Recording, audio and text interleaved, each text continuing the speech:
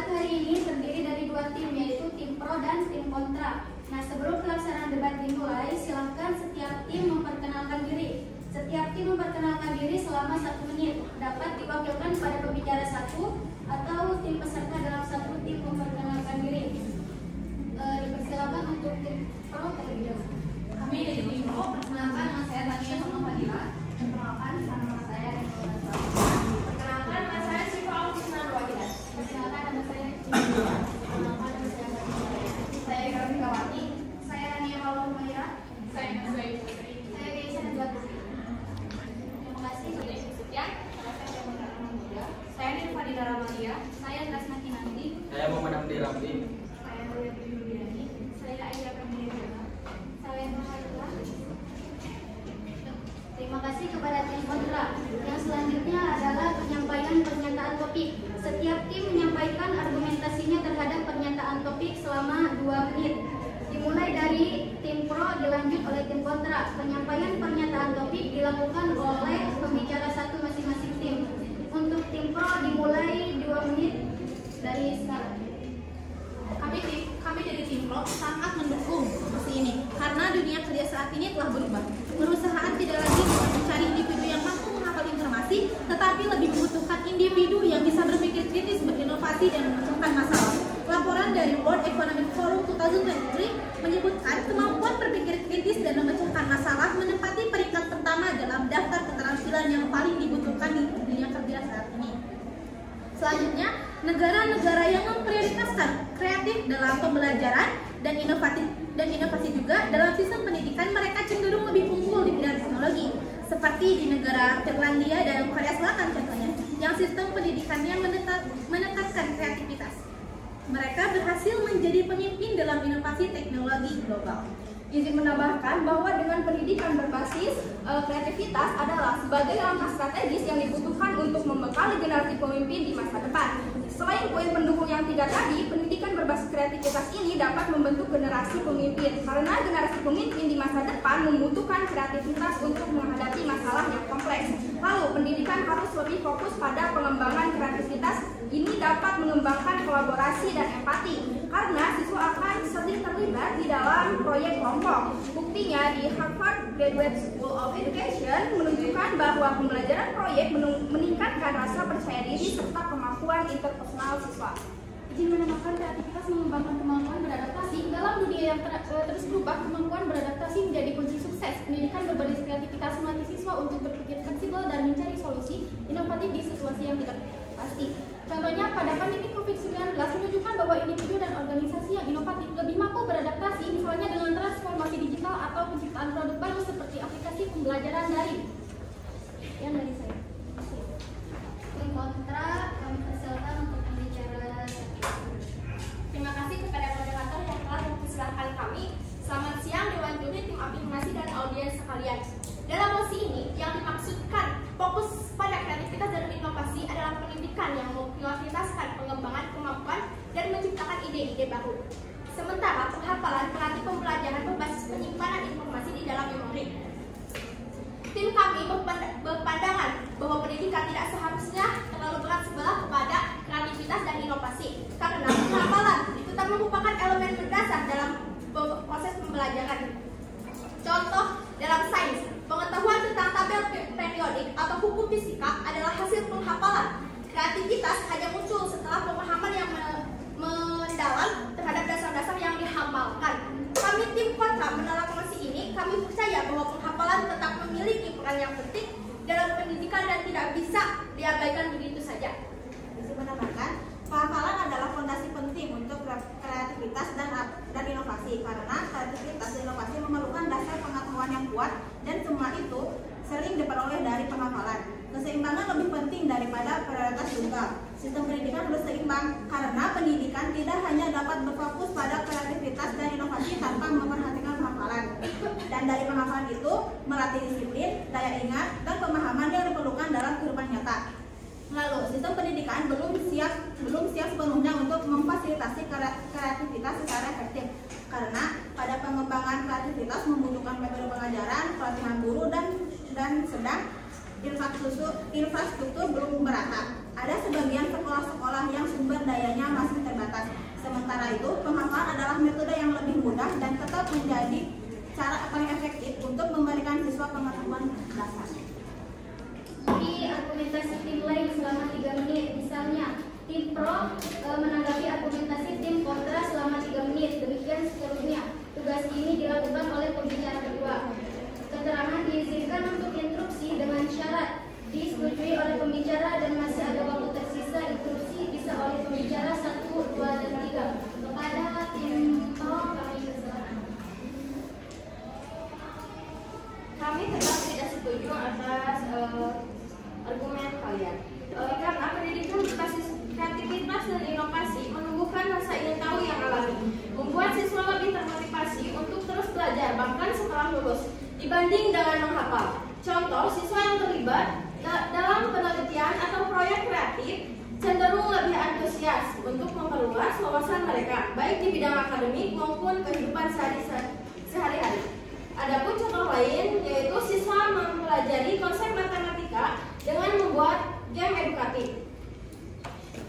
Mereka harus merancang gameplay dan menentukan bahkan membuat prototipe game mereka sendiri. Isi menambahkan fokus pada kreativitas dan inovasi memberikan peluang bagi siswa dari berbagai latar belakang untuk berkembang tanpa bergantung pada akses terhadap pendidikan yang hanya berbasis hafalan dan teori yang paham. Contohnya itu metode kreatif seperti pembelajaran berbasis teknologi atau seni memungkinkan siswa yang mungkin tidak unggul dalam hafalan tetap bersaing. Jadi menambahkan tadi bahwa hafalan itu hanya mengajarkan siswa untuk mengingat informasi tanpa memahami konteks atau penerapannya. Sebaliknya, pembelajaran kreatif ini mendorong siswa memahami bagaimana konsep-konsep diterapkan dalam dunia nyata.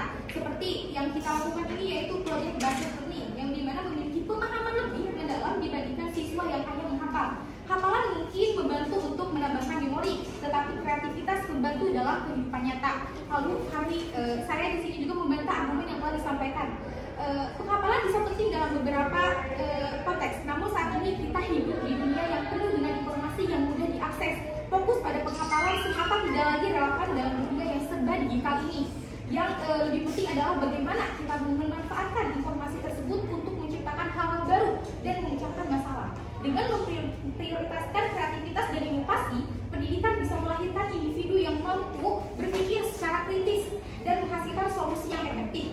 Selain itu, kita harus memahami bahwa penghafalan yang berlebihan justru bisa membatasi perkembangan kognitif siswa. Oleh karena itu, sangat penting bagi sistem pendidikan untuk lebih mengutamakan pengembangan keterampilan berpikir dan berinovasi daripada hanya mengandalkan hafalan yang bersifat sementara. Izin menyampaikan argumen, saya menghargai tetapi saya ada dari kontra.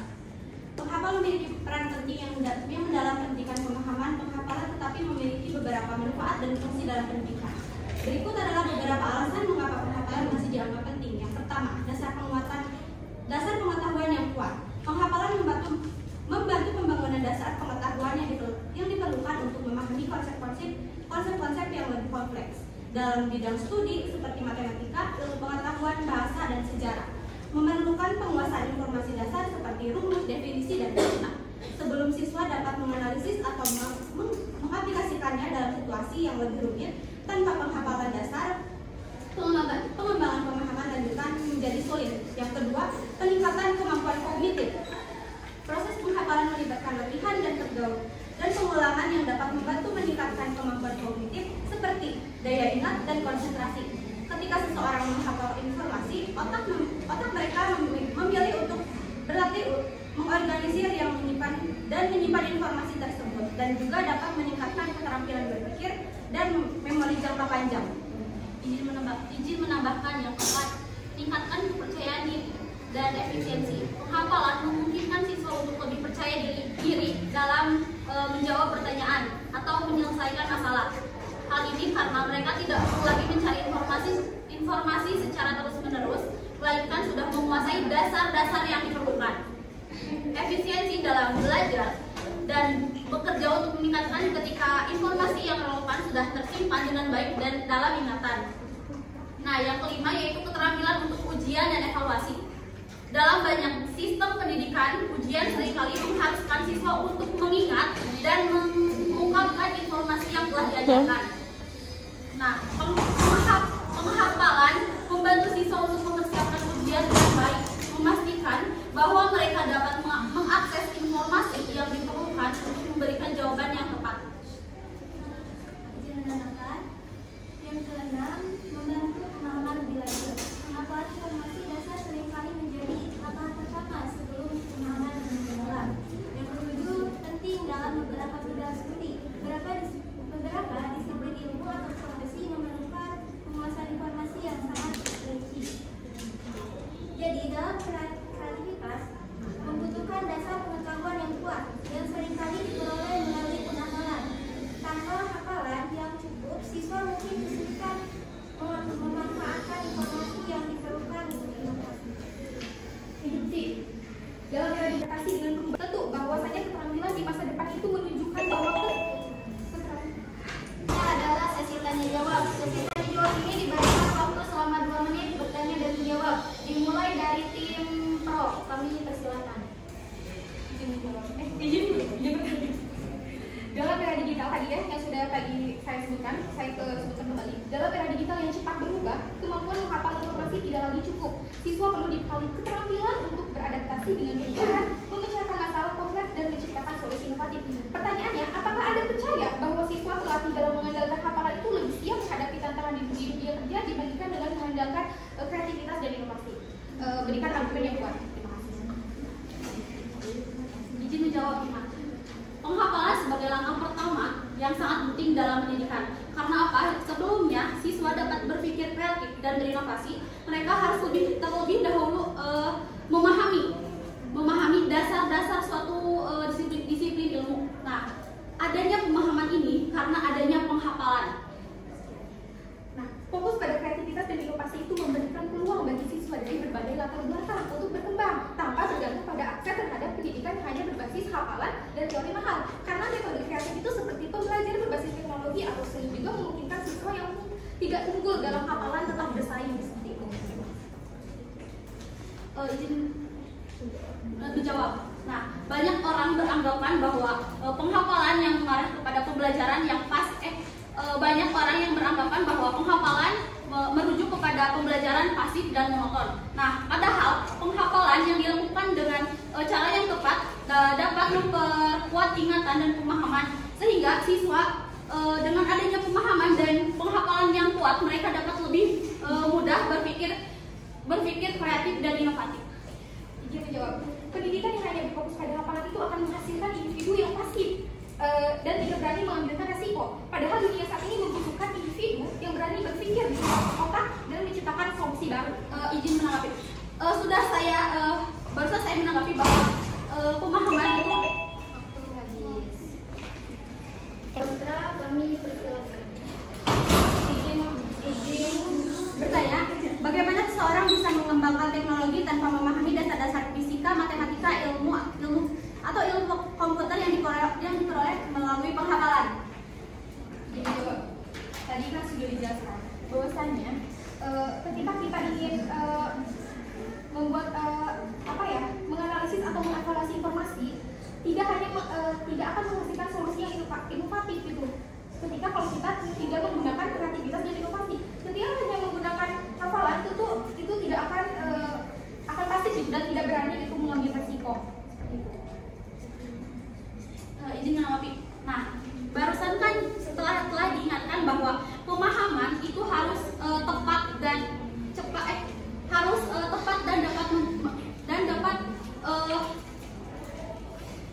pemahaman itu harus tepat dilakukan ketika kita akan berinovasi dan melakukan berinovasi dan kreatif. Nah, sehingga pemahaman ini bisa dilakukan, penghafalan ini bisa dilakukan dengan pemahaman yang tepat, dan itu menurut saya tidak pasif dan monoton jika dilakukan dengan tepat.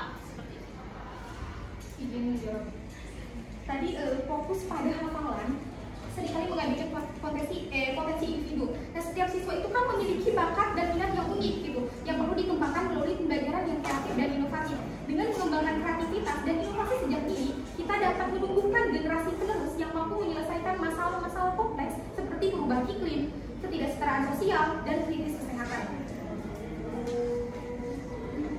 Dalam kesehatan juga, di mana dokter ini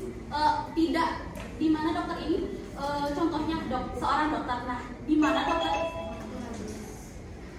seperti memberikan ungkapan penutup atau simpulan terhadap pernyataan topik sesuai dengan posisinya selama 3 menit. Tugas ini dilakukan oleh pembicara 3. Untuk tim pro kami persilakan.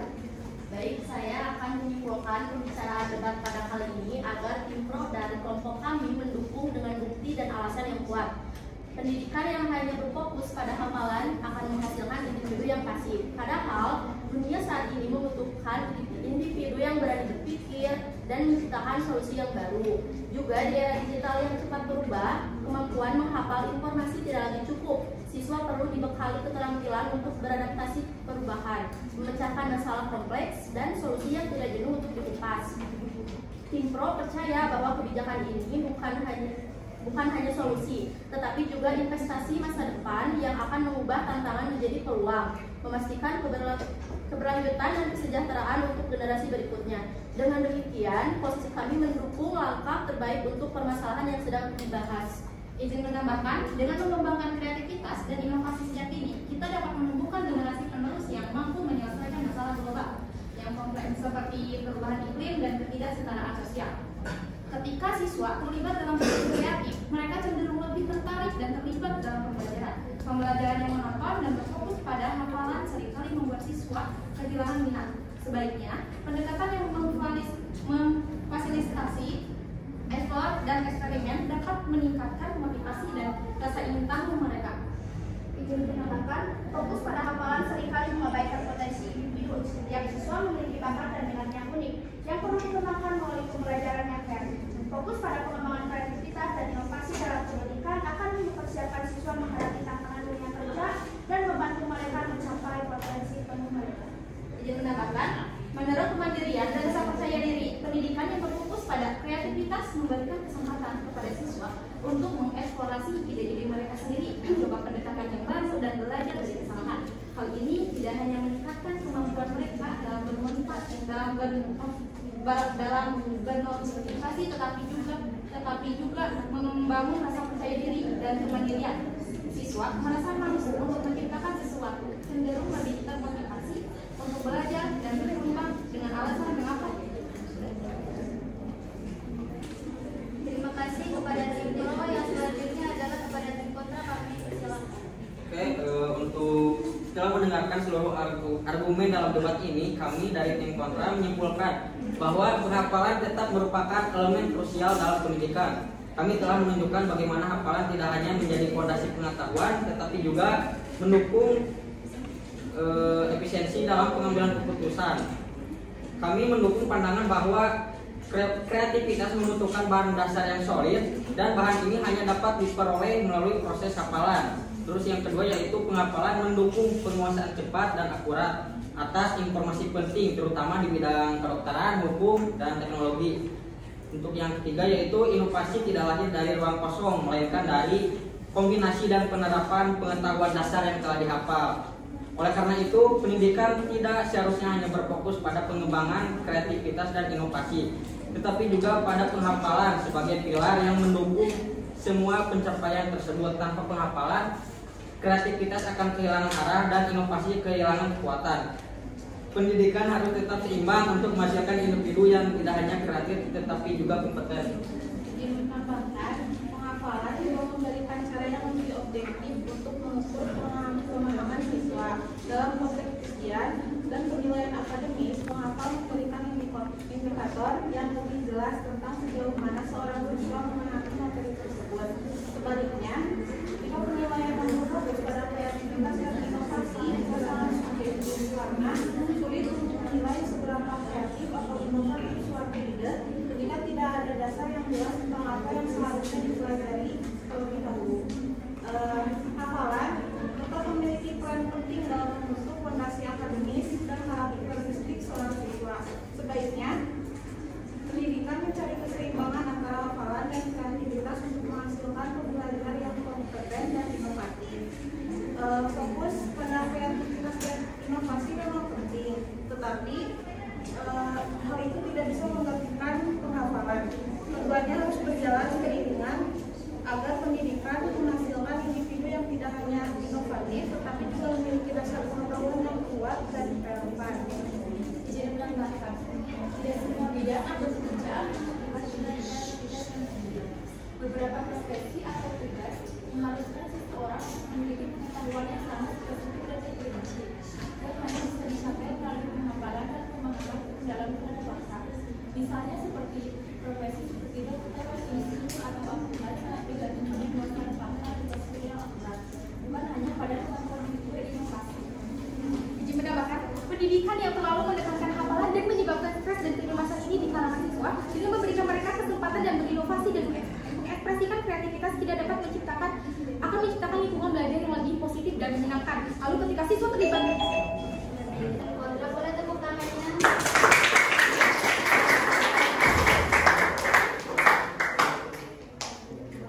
debat bahasa Indonesia dengan motif pendidikan harus lebih berfokus pada pengembangan kreativitas dan inovasi, bukan hanya pada penghafalan telah selesai. Kami persilahkan kepada Dewan Juri untuk menanggapi debat pada sesi 2 kali ini.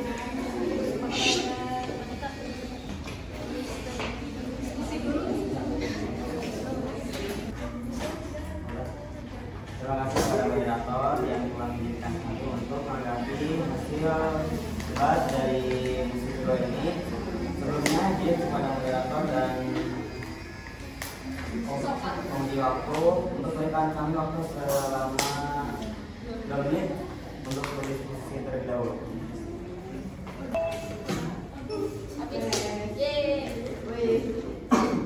Waktu habis kami untuk menanggapi. Baik, terima kasih kepada moderator. Izinkan kami untuk menanggapi hasil debat tadi. Selanjutnya untuk penanggapan pertama saya serahkan kepada juri pertama. Baik, terima kasih. Dari segi kebahsaannya dari keduanya dari tim Pro itu secara penyampaian terlalu cepat dan berfokus pada teks.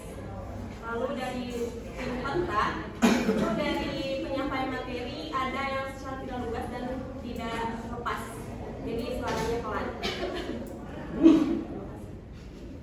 Izin menambahkan,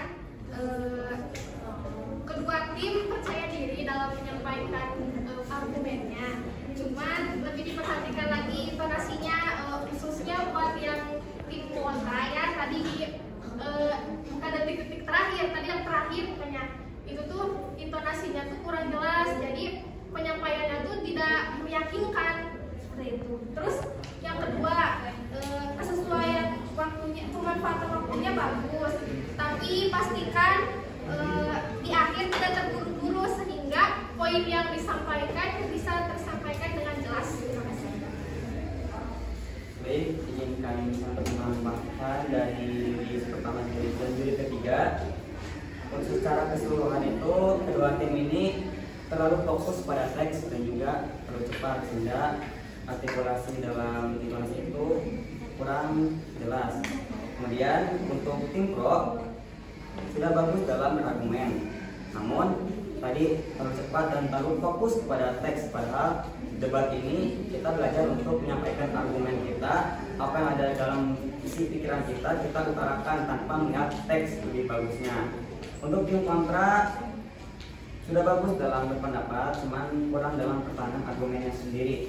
Karena tim kontra ini bagaimana kalian bisa mempertahankan argumen kalian dan mengembangkan pendapat kalian kepada tim pro, sehingga pendapat tim kontra dan tim pro itu bisa unggul. Namun sayang tim kontra ini kurang dalam berargumen dan kurang dalam mempertahankan argumen itu.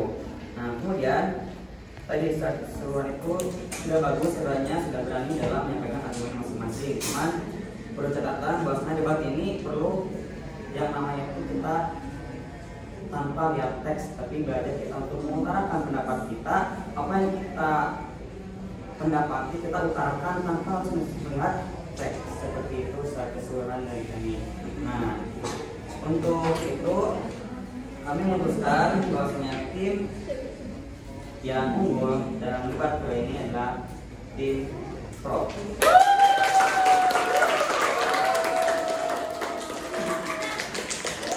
Baik teman-teman, di sini kita belajar bahwasanya tidak ada pemenang, tidak ada yang kalah. Sekarang ini pembelajaran kita semua. Pembelajaran ke depannya bahwasanya kita sebagai calon pendidik, bagaimana kita bisa berpendapat untuk ke depannya, tidak hanya mengacu pada satu tim, ya. Jadi kita belajar dari sekarang untuk berpendapat, berargumen untuk kemajuan bangsa kita.